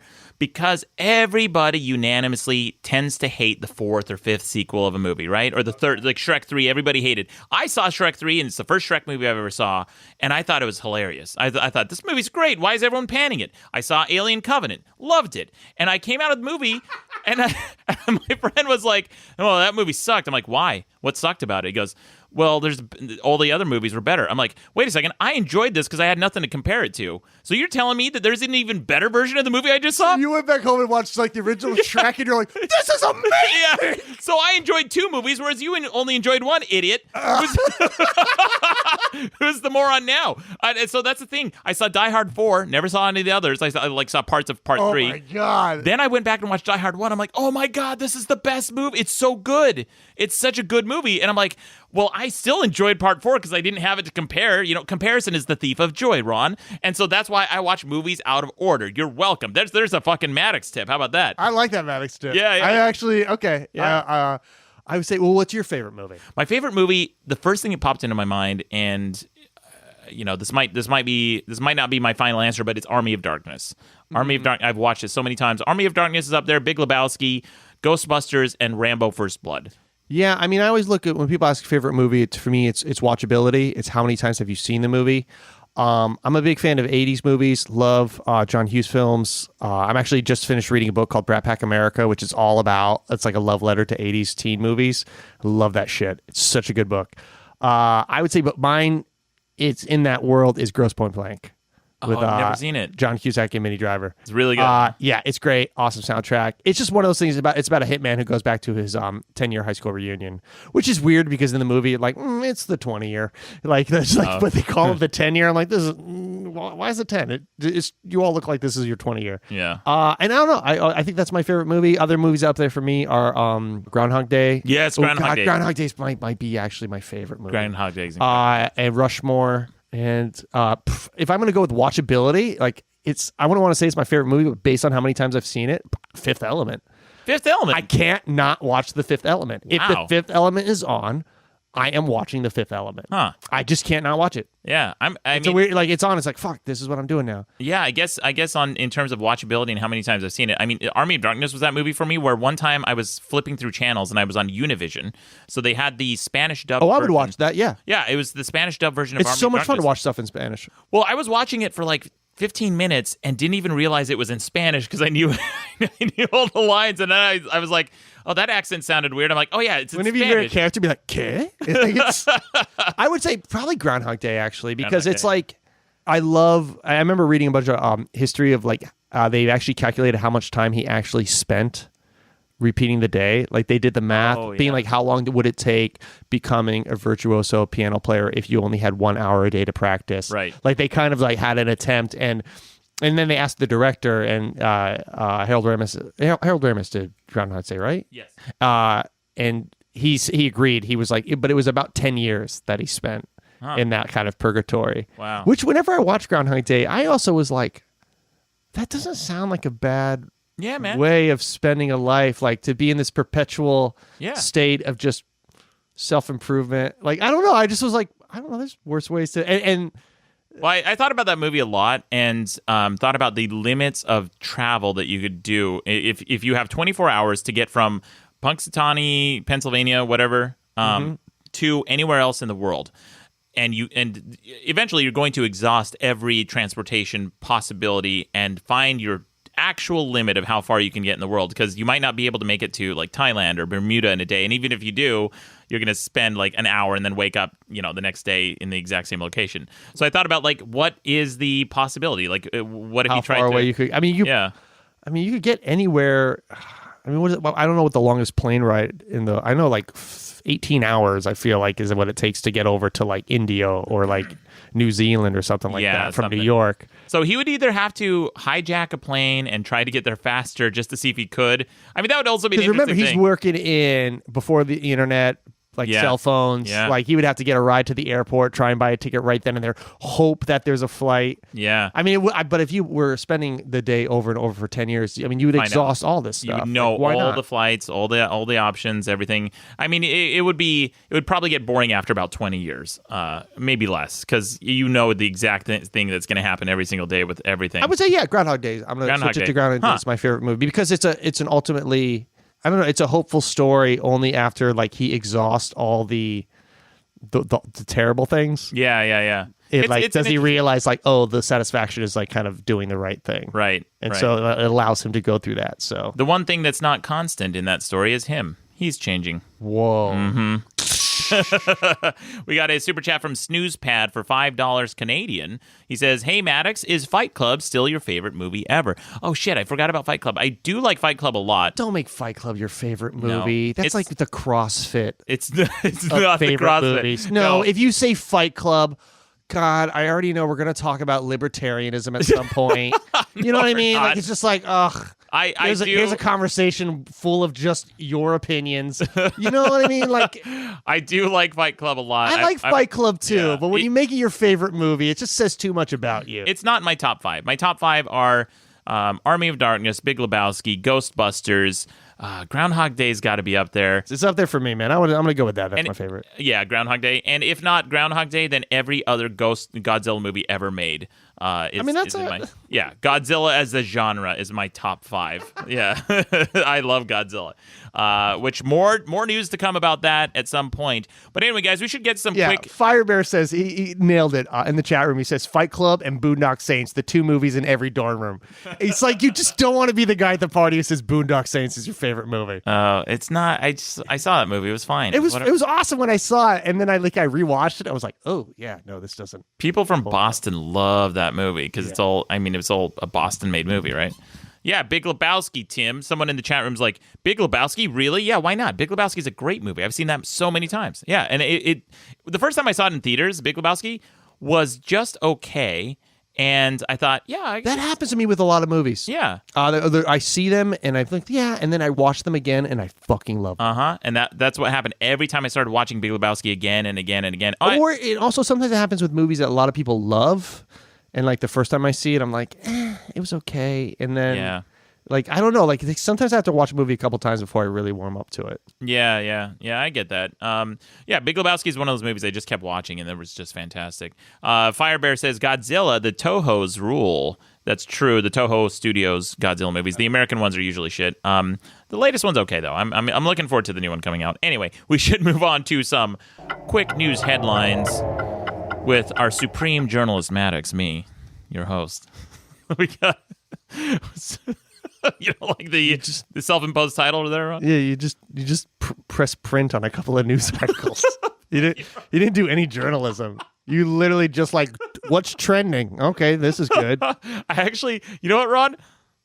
You're wrong, because I do edit this copy. I do change their copy. Because this first story was written so poorly. You know what they say, writing is rewriting. Yeah. This first story was written so poorly, I had to change it because I couldn't read it. It's California town elects golden retriever dog as mayor. It's another one of these stories. Now, the person who wrote this story wrote these like really stupid Trump jokes and also wrote it from the point of view, very earnestly, of someone who's never heard of a town electing a dog for a mayor. So she was like, can you believe this? In the writing, it was so poorly written. She goes, although giant orange babies have been elected recently, a town in California have taken things one step closer to ridiculousness by electing a dog as mayor. Yes, you read that correctly. Oh my God, it's like everyone's aunt is the author of this article. Yeah. You read that right. I'm not making this up. Can you believe it? A dog. This is in Idlewild, little city. I know Idlewild. Yeah. It's a great little town. Yeah, what's the dog's stance on all the wildfire that the Idlewild suffers? What's his plan? Bark. Idlewild. So it says here, Idlewild has allowed a golden retriever named Maximus Might Dog Mueller II to become its mayor. In fact, he's been in office for 5 years. The entirely cat and dog mayoral race of 2012 was contested by 14 dogs and 2 cats. People paid $1 to vote, and all the proceeds were donated to animal rescue shelters. Maximus is apparently often seen cruising around town in his personalized dog-proof pickup truck and makes regular public appearances. Dog-proof pickup truck? It's probably just a truck that is, has like a bouncy pad inside, so if it crashes, the dog doesn't go through the windshield. But if you say dog-proof pickup truck, to me, that's a pickup truck that dogs can't get into. Oh yeah, I guess. Oh wait, no. If a house was child-proof, no. Okay, bulletproof prevents bullets, so dog-proof prevents dogs. But child-proofing doesn't prevent children. Really, I wish it did. I would child-proof the shit out of me. I'm imagining it's just like a pickup truck with a crate in the back. Okay, yeah. They throw the dog in the crate. It says here, by all accounts, locals and visitors are completely smitten with the furry mayor. Andrea Valdez, a visitor, said, Max is awesome. He is super friendly, and he lets my son give him treats. Yes, because it's a fucking dog. Every dog lets their son give, like, everyone, no dog ever turns their nose up at treats. Yeah. They're dogs. They're dogs. They're going to eat it. And by the way, it doesn't matter if it's a treat or it's shit they find. They're going to eat it anyway. Yeah. I mean, okay. Congratulations, Idlewild. You're whimsical. Yeah. Way to go. Another, and if you guys aren't following Ron on Instagram, it's at HeyRon on Instagram. And Ron has been posting the most hilarious. Oh, they're the best, aren't they? The South Pasadena headlines, heartwarming South Pasadena Adorable headlines. South Pasadena headlines. I got a couple good ones coming up. Oh, they're just like, we get a local weekly paper, and I should have been doing this all year. The first one we got when we first moved to South Pasadena, we got this paper. It must have been going to the old tenant, so it kept going to us. And the headlining article was like, retiring police chief credits love of his wife for career success. That was the headline front page news. And it was just like the most heartwarming, like, I couldn't have done it without Cindy. She's always been there for me. And so it's all just shit like that. Like, mayor giving out free hugs. So we're probably going to elect the dog as mayor next year. Yeah, one of the headlines you posted recently was local high school team beats expectations and stuff like that. Yeah. But then here's the fucked up thing about South Pasadena. It's a town of about 30,000, still in the Los Angeles metro area. Every 9 months, something truly horrific will happen.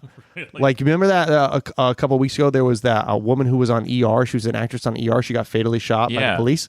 That was down the street. Like, it was not kind of. It was in South Pasadena. Yeah. But that's like, so it's weird to have this paper where you get all this like cheery, feel good stories, and then once every 9 months it'll be like, child kidnapped, and it's like this horrific story where you're like, Jesus fucking Christ, like it's really crazy. What if it's a cover? Like, this is happening all the time, these horrific stories, and they're just like every now and then one will slip through and they fire that guy. Yeah.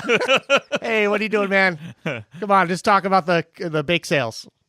Well, I have another story here. World's worst commutes. 30 cities with the worst traffic, and I looked at. Can you guess what? I know it's not LA. Is not number one. LA is not number one. I wouldn't say LA's even in the top 10. Correct. It's not in the top 10. I would say the world's worst commute is going to be not London. Will be in the top 10. I'd say it's something like Mexico City or like some like Southeast Asian country. Bingo! It's Mexico City. Wow. Yeah. Okay. You really got that. Yeah. But and I want to say like Southeast Asian country. There'll be some like Tokyo or maybe Tokyo will be there in top 5. Tokyo's not, but it is Southeast Asian. Bangkok, Thailand is the second worst. Yeah. Okay. Yeah. And then followed by third was Jakarta, Indonesia. Fourth was Chongqing, China. And fifth was Romania. So those are the top 5. Damn, really? Yeah, Romania. Mexico City, man, it is fucking nuts. That's what I hear. Yeah. So that's the kind of like one of the anti-libertarian arguments I like to make. You know, in Mexico, they're very lax on the driving rules. China, they're very lax on the driving rules. All these countries that are kind of like libertarian leaning with like regulating driving, they have the worst traffic. Like China has almost no rule. Like people, I was in a cab one time. He was tired of waiting in traffic, so he started driving on the sidewalk, and he just kept honking at people. Jesus I'm like, well, welcome to China. I guess this is happening. So, and by the way, I think 10 or 15 of the top cities with the worst congestion are all in China. Oh, it's because when I was in Beijing in 1999, and the cars were on the road, but in Beijing, and this was like in the central area, it was like I want to say like maybe 10 to 20% cars, 80% bicycle. Yeah. You know, and then I went back to China in 2008, and it was like the script had flipped. Yeah. It's like because you have this burgeoning middle class society. They want a piece of the good life. A lot of people are buying cars. It's taking up more space, causing more pollution. I liked it when I went there early in the early 2000s too in China, and I saw just so many bikes, and it was fun. Do you think they have ride sharing scooter like the limes and the birds that were coming out here? I wonder if they're like popping off over in China yet. I wish. I hope. I mean, that's where they're all made. So you imagine a few of them will just hop on. Yeah, we should keep a couple of these. They just ride one out of the factory. I wonder if that happens. Like if a device gets made over in China, and then they're like, this is a good idea, and then they just kind of take it and run with it. Well, I mean, they do make their knockoffs immediately, and they hit the markets. I mean, that happens all the time. They do not give a shit about U.S. patents. Stan Morris in the chat room says Chongqing, China. Did I hear that right? Yes, you did. I know it sounds like a made up name. Wow, it's a city called Chongqing, but it's not Ching. It's Chongqing, and the Q in Chinese is pronounced ch. Oh, okay. So it's Chongqing, China. But most Americans would look at that and say it's Chongqing, China. Anyway, it's Chongqing. And Los Angeles was number 12 on the list. Moscow following, just barely edging out Moscow, Russia at 13. And the only other American city on the list was San Francisco at number 30. Wow. Yeah. Okay. London was also on the list. I would have thought that San Francisco would have been way worse than L.A. L.A., yeah. Well, they got the BART, the subway system. Yeah. Bride-to-be rages after guests refuse to pay $3,000 to attend her wedding. Did you hear about this? I heard about this. I don't even know. Is this real? I think so, because I read the full post. She sounds so awful. She sounds like a monster. Yeah. So, but I didn't read the whole post. What's the backstory? Well, so a post shared on Reddit by a username So Long and Thanks showed a Facebook post by an anonymous woman complaining about her wedding guests. It all started when she and her fiancé decided to hold their wedding in Thailand, which would have cost the guests $3,000 to attend. When only 9 people out of 150 RSVP'd, she decided to switch the wedding to Hawaii, which was only $1,000 cheaper. Not only did that not work, even fewer people confirmed that they would be attending. In a rage, she unleashed hellfire on Facebook and even threatened to delete people from her friends list. Wow. And I read this, and my instinct is to not believe it because it sounds outrageous.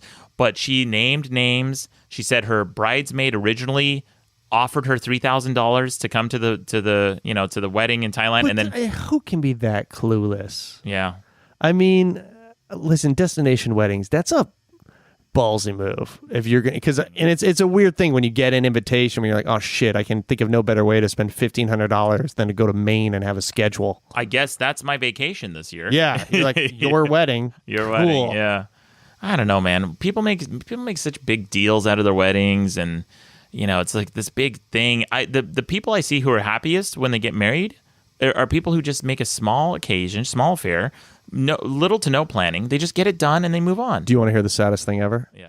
I have a buddy. He got married at 19, which when you're watching two 19-year-olds, first of all, the funniest thing I've ever seen is him complaining to the bartender and going, "Come on, man, it's my wedding," and not getting served at his own wedding. Oh God! All right, that is so sad. And then, and then watching them get married, beautiful couple, but like watching two, like a 19 and a 20-year-old get married is like watching a jumbo jet take off without any fuel.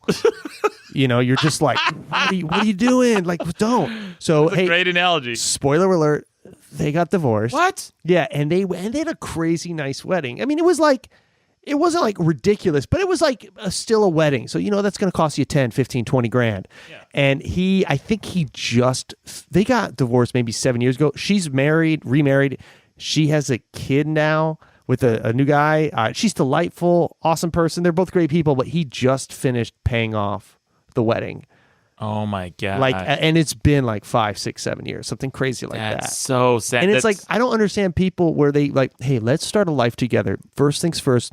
Let's get in some serious debt. Yeah. I had like just make it like we were buying it. I don't know why we all like it has to be this ridiculously big thing. It just needs to show commitment to each other. Right. I would love to get married, and then like instead of doing a honeymoon, I would love to be able to like take 2 months off and just drive around the country and like visit national parks. Yeah, you know, with my beloved.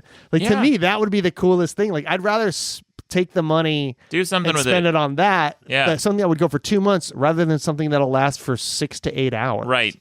I remember one time a good friend of mine was getting married, and her side of the family and the groom's side of the family had raised something like $30,000 for the wedding, and she was like, "Yeah, it's probably not. We're trying to get a little bit more." I'm like, dude, that's $30,000 you've raised for a wedding. Why not just cancel the wedding and put it towards a house?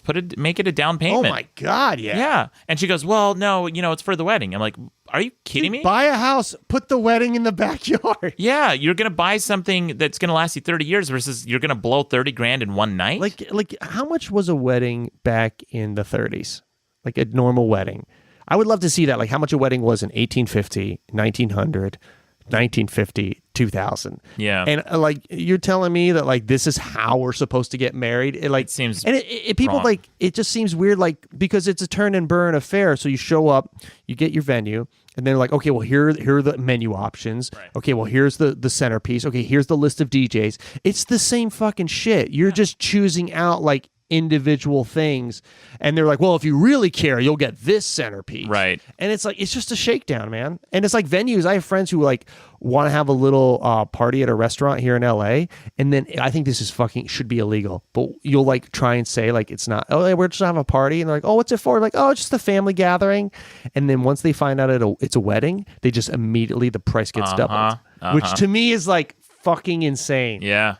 Like that should be like illegal. It should be legal. We're like, why does it matter what it is? I am just renting out the room, and they find out if it's a wedding, all the prices double. You know what, Ron?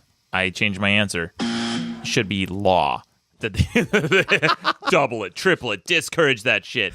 Make it more painful for these idiots. You suckers want to do this? I would love to, if anybody got married, listening to this, call in, let us know how much your wedding cost. Yeah. I would be really interested to see how much an average wedding costs now. I know Mormon weddings are super cheap. I had a friend a long time ago in Utah ask me to be a groomsman in his wedding, and he's like, "Yeah, well, here's the information." There's no open bar. Yeah, there's no bar at all. It was just a potato chip casserole, probably for dinner. They had angel cake and like punch or something. Anyway, I had to rent my own tux. I'm like, fine. I will say this, though. Every Mormon girl I've ever met has been, like, crazy attractive. That's what everyone says. I remember working with a Mormon girl at a restaurant, and it was, like, insane. Everyone says that. And I remember every time I go back to Utah, I look around. I'm like, what the fuck are people talking about? Everyone here looks like their face is scrunched in a little too much.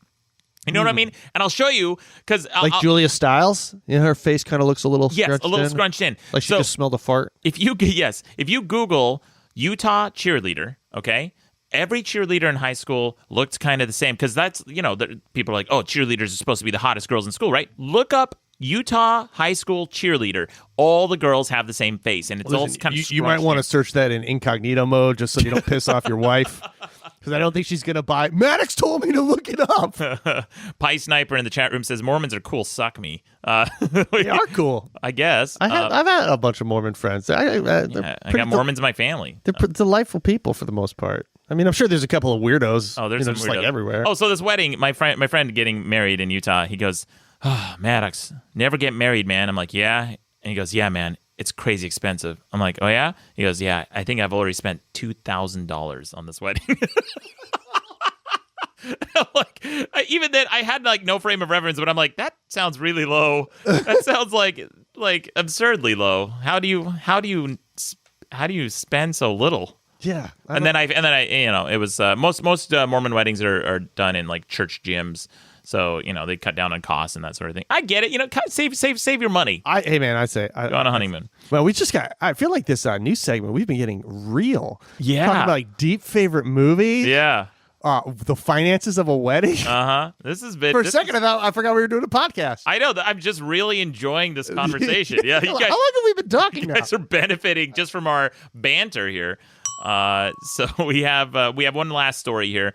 Marine treasure hunter, speaking of money, set sail to find 300 billion pounds worth of war gold. Oh, I fucking love these kind of stories. Yeah. Yeah, absolutely. 300 billion There's pounds. so much like treasure from ships, and I think this stuff is like so interesting that people go out and they're like, you're buried treasure hunters, but at sea. And they keep finding it too. So extensive research. And it's in the middle of the ocean, so it's kind of up. I think it's like up for grabs. Yeah, I was reading about that. That's why I don't know. Like, does it belong to a government? Like, yeah, who can lay claim to it? Well, they kind of talked about it in this article, but I wasn't very clear. I'll read it and see if we can figure it out. But it says, extensive research over many years has identified the locations of hundreds of the 7,500 merchant ships lost in both world wars. So I guess there were all these merchant ships that would transport, gold and silver. Well, the gold bullion was shipped to the U.S. and other locations for safekeeping and to pay for munitions and goods. Whilst there wasn't much information on which ships carried silver, the gold shipments were classified as top secret, meaning that data on possible locations were scarce. So they wouldn't even transport like the coordinates or anything of these gold ships because they were so paranoid that someone would intercept these, pirates or whatever. So that they wouldn't even document where these ships were going a lot of times. So if any were lost at sea, they were just gone forever. And they had a little bit of information on silver ships. So the International Salvage Convention states that the salver gets back costs and then shares equally the value of any salvage materials with the owner. The Department of Transport, the custodians of the War Risk Insurance Program, suggested to Mr. Reed that the government would not take more than a 40% share. However, Mr. Reed says the government's stance is, when you're successful, we'll talk to you.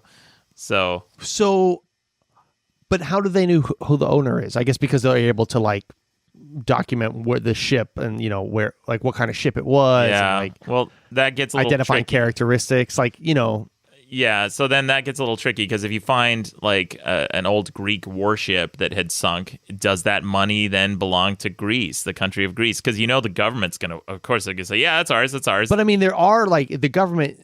I mean, this is a great win for a government because, listen, we're not going to get this shit. Yeah. So it incentivizes people who have the equipment and the know-how and the knowledge and the passion to go out and find this. So it's like, yeah, they're going to take their cut, but they're also going to want to make it so that these people keep doing this because this is just like free money for the government. Yeah. Somebody else is going out and doing the work. It's like, yeah, we'll break off a little piece. You keep that. We'll keep the rest. Why should they take any of it, though? I mean, they're not looking for it. They're not finding it. They're not doing anything. But it's still theirs. You mean the government who issued it? Yeah. Yeah, I mean, it's a win-win. I mean, it's totally like, I mean, it's a government. They're going to get what, their money. But like, I have a dream of like, if I would love to turn into an old man who just has a ship and hunts for buried treasure. Yeah. Scuba dives all over the world. Like, how fucking cool would that be? I'd do that tomorrow, dude. Dude, I know. Yeah. It's spearfish in the morning, hunt for buried treasure in the afternoon. Yeah, fuck it, dude. God damn. Take a shit off the side of the boat. Yeah. Yeah. I was just talking to someone who, I don't want to say who, but he said he surfs. Yeah. And he took one time he took a shit in the water. Yeah. And I asked him, is that a normal thing for surfers to do? He's like, no. Not at all. But Yeah. he had just swum out, and it was so hard to get past the break, and he had Right. to take a shit that he just like took his wetsuit down. Oh my god! And I'm like, I was wondering how he did it. Like, did he lie in a fetal position on the surfboard and just like poo it out slowly Yeah. in the water? But he's like, no, I did it underwater. And I'm like, that's so fucking gross. Have you ever shit in the ocean? Never shit in the ocean. I mean, I've peed in the ocean. Peeing, great. It's great. Yeah. Never took a shit in the ocean. It's hard to pee in the ocean. I think it would be hard to shit in the ocean. I think so too. Unless you absolutely had to go. And would you peek your head? Would you poke your head under to take a look at it? What, the ocean? Your turd. Oh, it would float to the top. It depends on how much fiber you eat. I've never took a shit like that, so I don't know. I never even thought about doing that. The only thing I could see is if like you had to take a shit, which to me would be diarrhea, which would be the grossest thing to do because you'd just be shitting on your. Have you ever seen a hippo shit underwater? No. It's hilarious. It's just like I'm gonna YouTube straw that. and crap, and their tail comes down like a windshield wiper, chopping off turds. But anyway, you were saying you've never shit underwater? Hey, we got an expert in the room, Paul Flart. Welcome to the chat, Paul Flart. He said, used to go on my journeys on a boat, would jump off and shit frequently. Of course you do, Paul Flart. Paul, welcome to the stream. Guys, by the way, Paul has just announced that he's going on a fart tour. What does that mean? Yeah, he's going to 6 different cities, eating a bunch of shit, and then farting it out. So I feel like I've been on a fart tour my whole life. Yeah, me too. It's just been a tour of my apartment. Well, man, I feel like when there's only 2 of us with these news, we really delve into these topics. Yeah, this is really interesting.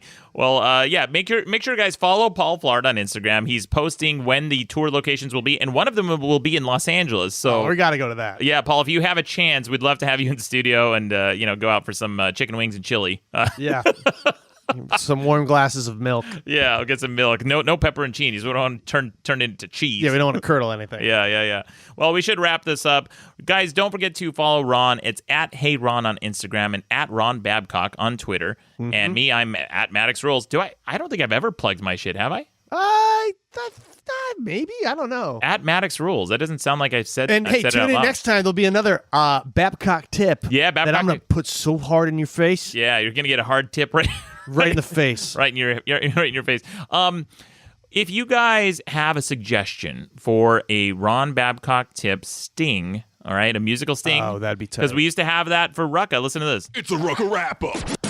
And that was like Jesse P.S. from Pod Awful saying that, and I added the the scratch track to it. So if you guys have a suggestion for a sting for the Babcock tip, send that in to us. We'll possibly use it on the show. We'll play it on a future episode. We may even have it be a contest. That might be kind of. I've always wanted to have my own sting. Oh yeah. It'd be fantastic. We got another comment from Paul. He says, "Yeah, filming the eating of food and then getting interviewed by cool humans and doing a Q&A whilst farting." So that's what you have to look forward to when Paul comes to LA.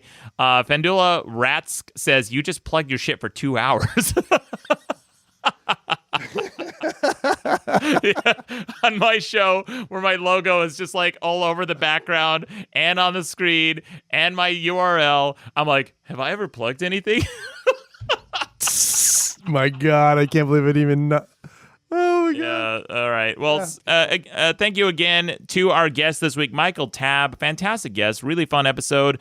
Check out his book, guys. Again, I'm honestly going to check out his book. That was actually, the way he spoke about it was so like, I don't know. I really like talking about it. I love the way Mike most talks. time when people talk about movies, like that part of movies, it's just like, oh my God, I want to fucking kill myself. Like, I don't want to listen to you. But I really enjoyed the way he spoke about it. It was really, and I love the idea of like figuring everything out before you start even like, I don't know. It seems like a very economical way of going through a creative journey. And you can tell how much experience he has just as a writer because of the way he talks. Every sentence sounds like it's structured like a writer would structure a sentence, which is very thoughtful, very intentional, very preconceived. So it was fascinating listening to him. I've totally been writing the wrong way for like ever. Yeah, I'm actually going to check this out because this sounds like a very useful and an interesting book, an interesting read. And don't forget to vote on the website, guys. It's madcastmedia.com. Thank you again to the Rear Admiral of Tangents, Ron Babcock. Thank you. Thank you to our guest this week, Michael Tabb. But most of all, you're welcome. Yeah, Maddox. Dave Chappelle was super super fucking subtle in talking about Bill Cosby, but he straight up has the very next segment be about, all right, let's talk about Bill Cosby.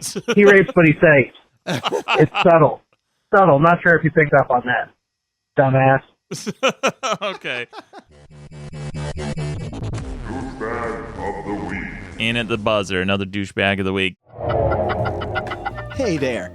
Don't forget to subscribe to Madcast shows on iTunes, Stitcher, or your favorite podcast app. Okay, bye. Madcast Media Network.